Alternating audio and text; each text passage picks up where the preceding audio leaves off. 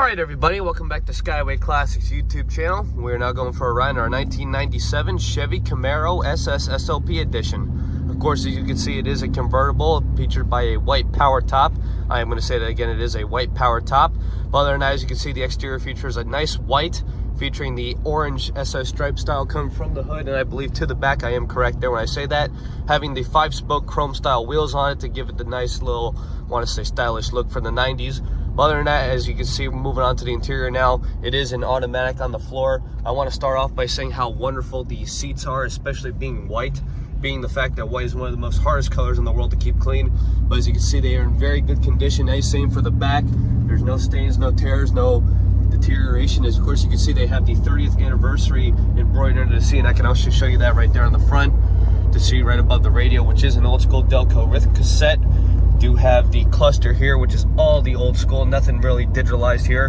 But this one we have here featuring 45,000 miles, still filtering tilt column. You have your wipers there, power windows, power locks, power mirrors, even a surprise for the 90s.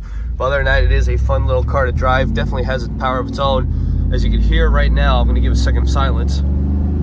It only has a single pipe with a dual end pipe on it, so it actually gives a pretty good sound coming from the back. But of course, that leads us to the engine bay featuring the 5.7 motor. Also, as you can see, it has the filter right on top. And it was very clean, very in good condition.